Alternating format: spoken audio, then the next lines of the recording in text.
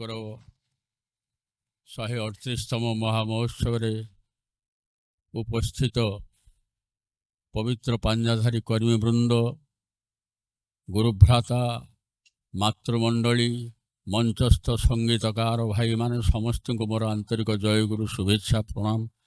ପରମ ଦୟାଳୁଙ୍କ ପାଖରେ ଆପଣମାନଙ୍କର ସମସ୍ତଙ୍କର ଶାରୀରିକ ମଙ୍ଗଳ କାମନା କରେ। ଆଜିର ଏହି ପବିତ୍ର ଦିବସ କାହାକୁ ସ୍ମରଣ କରାଇ ଦେବାକୁ ପଡ଼ିବ ନାହିଁ।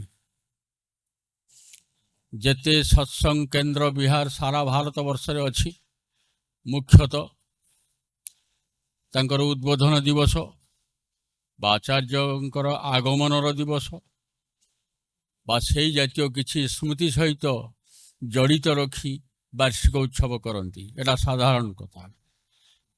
ଏଇଠି ଦେଖୁଛି ଗୋଟିଏ ମାତ୍ର ସତ୍ସଙ୍ଗ ବିହାର, ଯେଉଁଟା ଆମର ସଂସ୍କୃତି, ଆମର ପରମ୍ପରାର ଏକ ମହାନ ଦିବସ ସହିତ ତାର ବାର୍ଷିକ ଉତ୍ସବଟି ସଂଶ୍ଳିଷ୍ଟ।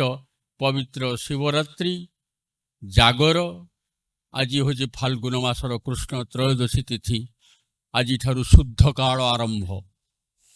ଶୁଦ୍ଧ କାଳ ଆରମ୍ଭ ମାନେ ମଙ୍ଗଳଦାୟକ କାଳ, ପବିତ୍ର କାଳ। ପ୍ରାର୍ଥନା କରୁଛୁ ସେହି ମହାକାଳଙ୍କ ନିକଟରେ ସମସ୍ତଙ୍କୁ ସେ ଶାନ୍ତି ପ୍ରଦାନ କରନ୍ତୁ, ସତ୍ସଙ୍ଗ ବିହାରର କୁଶଳତା ଆଣିଦିଅନ୍ତୁ, ସମସ୍ତେ ସର୍ବାଙ୍ଗୀନ କଲ୍ୟାଣର ଅଧିକାରୀ ହୁଅନ୍ତୁ। କାଳର ସ୍ରୋତକୁ କେହି ଅଟକାଇ ପାରେ ନା। ପୁରୁଷୋତ୍ତମ କେବଳ କାଳର ବକ୍ଷରେ ଚିରନ୍ତନ ଭାବରେ ଦାଗ କାଟି ଦେଇପାରନ୍ତି। ସହ ପୁରୁଷ ବିଶେଷ ବିଗ୍ରହ କାଳେନ ଅନବଚ୍ଛେଦାତ୍। କାଳ ଯାହାଙ୍କୁ ଛେଦନ କରିପାରେ ନା, କାଳ ଯାହାକୁ ଖଣ୍ଡନ କରିପାରେ ନା, ସେ ହେଉଛନ୍ତି ପୁରୁଷୋତ୍ତମ। ତାଙ୍କରି ପାଦପୀଠ ତଳେ ଆମେ ଆଜି ତାଙ୍କର ପୂଜା ଆରାଧନା କରୁଛୁ ଏହି ପବିତ୍ର ଶିବରାତ୍ରି ଜାଗର ଦିବସରେ। ଏ ଦିବସର ବହୁ ତାତ୍ପର୍ଯ୍ୟ ରହିଛି। ଆଜି ସବୁ ଶିବ ମନ୍ଦିରରେ କେତେ ଭିଡ଼, କହିବା ବାହୁଲ୍ୟ। କୁମାରୀ କନ୍ୟାମାନଙ୍କର ଭିଡ଼ ଟିକେ ବେଶୀ। ସମସ୍ତେ ଚାହାନ୍ତି ଜୀବନରେ ଉପଯୁକ୍ତ ସ୍ୱାମୀ ଲାଭ କରିବା ପାଇଁ, ବରପାତ୍ର ଲାଭ କରିବା ପାଇଁ। ଶିବ ସଦୃଶ ବ୍ୟକ୍ତିତ୍ୱ ମିଳେ କୋଉଠୁ? ସ୍ୱୟଂ ନାରାୟଣ ଯାହାକୁ ନିଜ ହାତରେ ତିଆରି କରନ୍ତି, ସିଏ ହେଲେ ଶିବ ସଦୃଶ ନୁହନ୍ତି, ସେ ଶିବ ହିଁ। ଲୋକ ଶିବଙ୍କୁ ଯାହା ଦେଖିଛି ମନେ ମନେ ଭାବେ ମୋର ଦର୍ଶନ ହୁଅନ୍ତା କି ଜଗନ୍ନାଥଙ୍କୁ ମୋର ଦର୍ଶନ ହୁଅନ୍ତା କି ଶ୍ରୀକୃଷ୍ଣଙ୍କର ମୋର ଦର୍ଶନ ହୁଅନ୍ତା କି।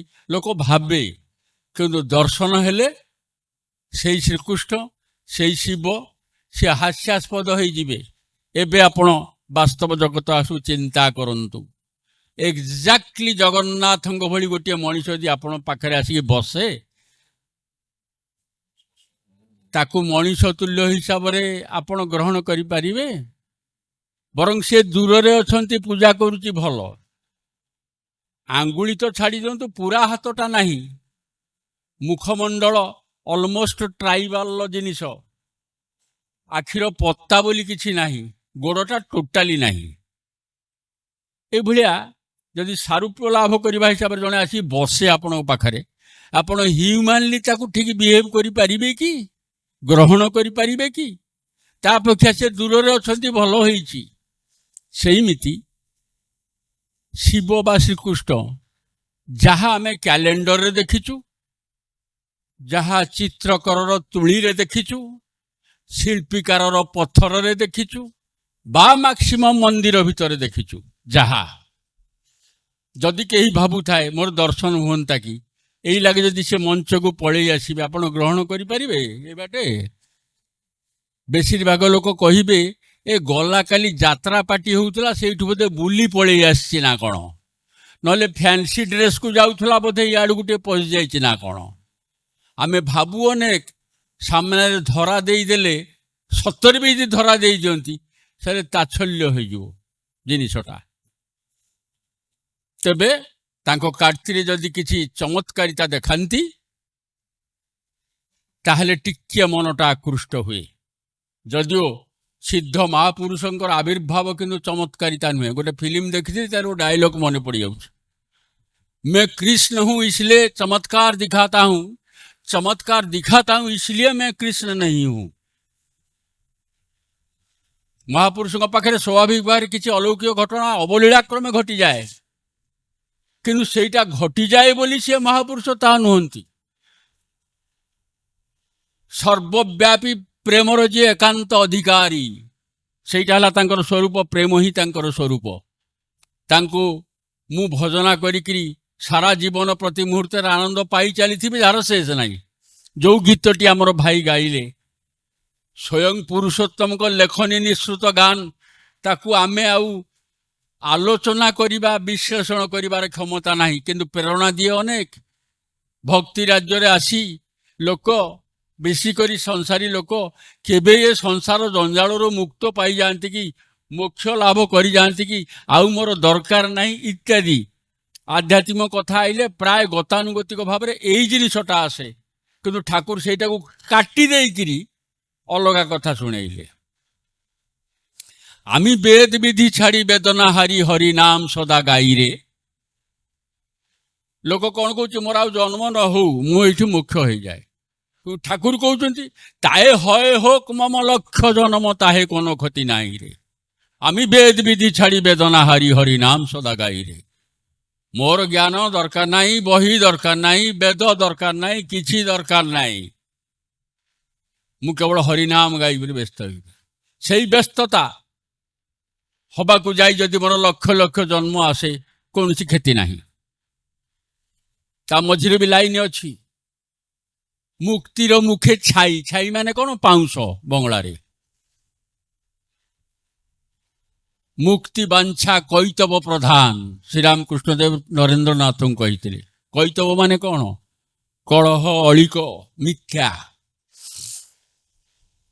तार प्रकृत भक्ति यही मुख्य मुक्ति शिखाए ना। नित्य सेवा, नित्य भजना, नित्य अभिगमन तांक दिग को यह ही भक्ति शिखाए। से ठाकुर प्रथम लेखनी रे लिखिदेले वेद विधि छाड़ी वेदना हारी हरिनाम सदा गाई रे। ताले आमे गोटे तथाकथित आध्यात्मिक भाषण शुणिया पाई कौन ये अच्छु? कीर्तन भजन चलला सामिल हो गली गृह प्रत्यावर्त ता नुहे। मु दिन को दिन प्रति सत्संग प्रति उत्सव रे परम दयाल श्री ठाकुरंकर भावधारा को पुणी नुआ भाव में चिन्हुथि, मो मगज रे टिके ताकू स्थान दौथि, अकॉर्डिंगली मु बिहेव करूथि, तेबे मोर परिवर्तन बोली किछि आसीबो। नहले गिनी करताल सेमती बाजुथुबो, सेमती ताली बाजुथुबो, मु जोठी थिबी सेठी थिबी, टिके हेले आगे परिबिनी। नित्य नूतन अभियान आध्यात्मिकतार अन्य गोटे नाम आमे करिचु। सेटा गतानुगतिक कई आध्यात्मिकवादी कथा कही ना, आमे कहूछु नित्य नूतन अभियान। प्रत्येक दिन नुआ नुआ ज्ञानर उन्मेष होकर आनंद पता। आनंद माने कौन? व्हाट इज आनंद? खुशी। खुशी माने कौन? हसीदबा ना। हसीदबा माने कौन? एवढार किसी माने नहीं। आनंदर कथा होची वर्धन। आनंदर प्रकृत अर्थ होची वर्धन। बढ़ी उठुची माने से आनंद प्राप्त होची। सतचिति आनंद। सत माने हेला अधातु अस्तित्व चेतवान हवा। चित माने चैतन्यर प्रसारित करिबा, प्रसारण आनिबा, एवं आनंद माने वर्धन पथरे चलिबा। सतचिति आनंदर पूर्ण विग्रह होचंदी परम दयाल श्री ठाकुर। तांकर बिहेवियर, तांकर कथा वार्ता सबुटा आम भली हेई मध्य आम ठारू अनेक भिन्न, किंतु तांकरी आशीर्वादरू आमे नटंकी मार्का शिव तो देखी नाहू, बा देखिथिले भी शिव बोली ग्रहण करी नाहू। किंतु मन जहा चाहे शिव सदृश चरित्र से सिंह चाल पिंधि नथिबो, जटाजुट हेई नथिबो, by character by personality Shiva हेइथिबो। एई भलिया गोटे व्यक्तित्व आम पाखु आसंता कि रहंता कि कथा कहंता कि आम सहित मिशंता कि से भलिया केई पाइछि कि? सेई भलिया शिवं को परम दयाल श्री ठाकुर देइचंती श्री बड़दांक रूपरे। शिव सुंदर, जो हाथ देवे, जो टच करेंगे सेटा सुंदर मंगलमय हो जहाँ जेते नगण्य हो। बहु आगुरी शुणी अत्यंत कृपण पावनार से लोकटी निज साइकेल टी काहाकू दिए ना, कौन मते थरे ही बर्दा को देइथिला वंस। बर्दा साइकेल टी व्यवहार कला परे सुंदर भावरे तेल फेल पोछि पाछि चिक्कण चाक्कण करी आनी थिबा अवस्था आउडी बेटरमेंट करी ताऊ फेरैथिले।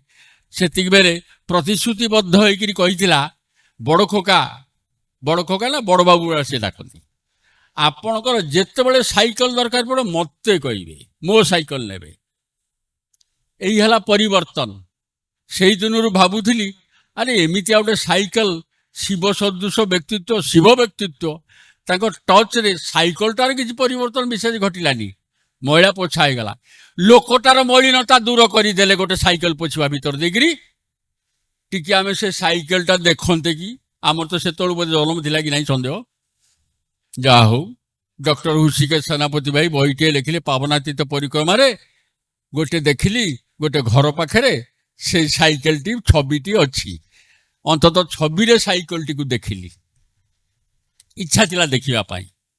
आचार्य होउचंती एमिति। आ एही आचार्य समस्ते चेष्टा कले पालमा को घर संगृत होइतिबा 6 आंगुली पाद विशिष्ट छापर जिनिसटा नहीं आसिया पाई। ठाकुर पाद रखिकी छाप देइथिले 5 आंगुली नुहे 6 आंगुली। आज पर्यंत प्रहेलिकामय होइकी रहिला 5 आंगुली परिवर्ते 6 आंगुली आइला कोठू। तापर देखाउ ठाकुर 5 आंगुली कि 6 आंगुली प्रिंटा अच्छी सेटा पाइबा पाई आश्रम को आनिया पाई केते लोकंर केते प्रचेष्टा।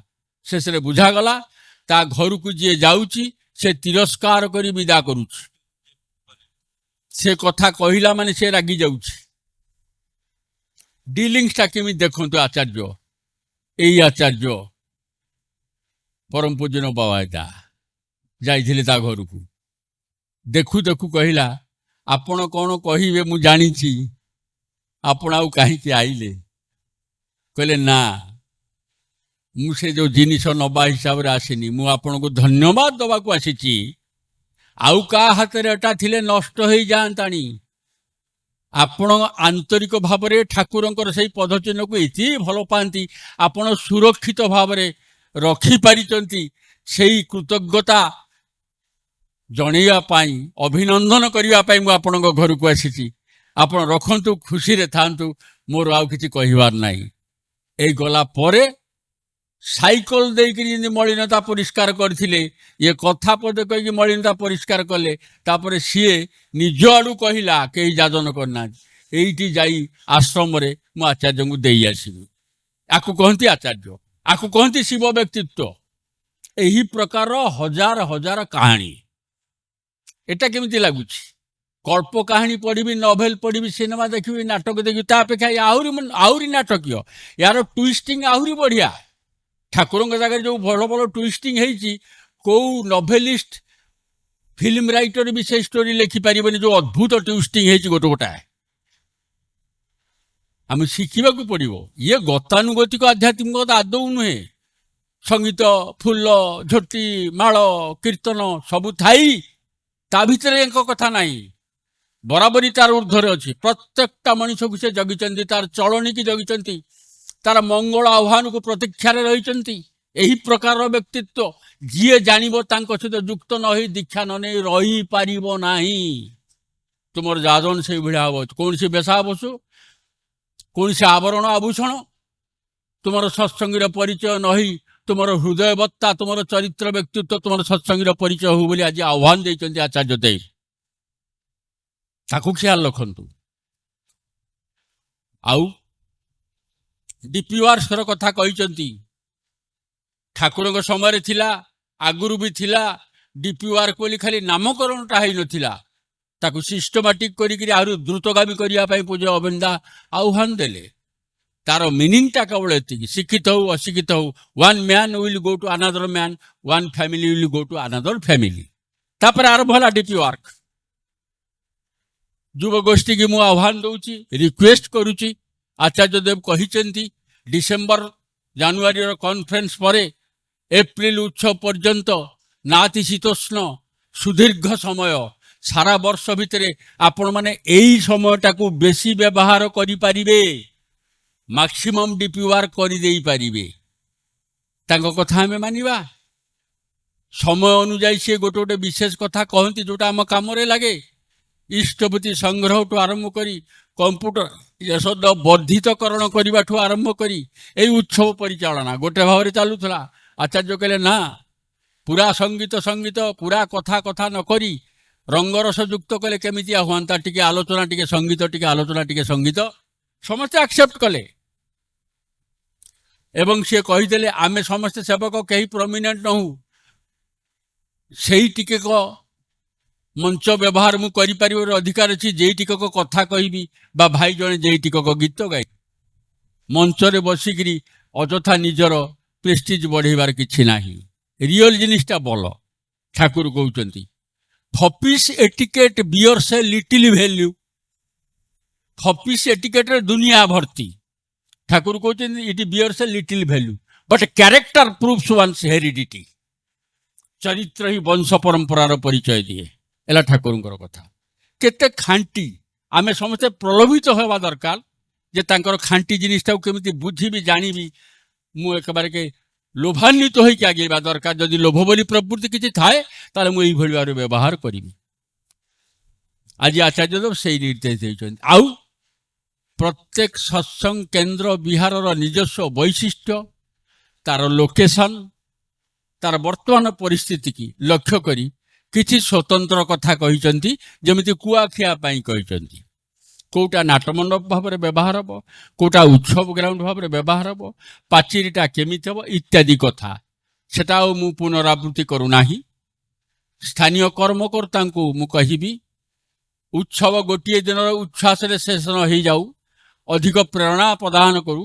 ଏହି ଶୁଦ୍ଧ ପବିତ୍ର କାଳରେ ଏ କାଳକୁ ସଦ୍ବ୍ୟବହାର କରି ଆଚାର୍ଯ୍ୟଙ୍କ ନିର୍ଦ୍ଦେଶକୁ ଏଇ ଯେମିତି ସତ୍ସଙ୍ଗ ବିହାରରେ ଆମେ ମୂର୍ତ୍ତ କରି ଚାଲିବା, ସେଇଥିରେ ସଂକଳ୍ପବଦ୍ଧ ହୁଅନ୍ତୁ। ଆଜି ଗୋଟେ ସଂକଳ୍ପର ଦିନ, ଆଜି ଗୋଟେ ସମୀକ୍ଷାର ଦିନ, ଆଜି ଗୋଟେ ଭବିଷ୍ୟତକୁ ଉନ୍ନତିକି ଆହ୍ୱାନ କରିବାର ଗୋଟେ ଦିବସ। ଖାଲି ଗୋଟିଏ ଦିନର ଅନୁଷ୍ଠାନ କେବଳ ନୁହେଁ। ଏତିକି ହେଉଛି କଥା। ମୋର ସମୟ ସଂକ୍ଷେପ। ଆଜି କାହା କଥା କାଟିପାରିବି, ଯୋଉଟା ନିଜସ୍ୱ ଜାଗା ସେଟା ସବୁଠୁ ଅବହେଳିତ। କାଲିଠାରୁ ବିଞ୍ଝାରପୁରରେ ଥିଲି।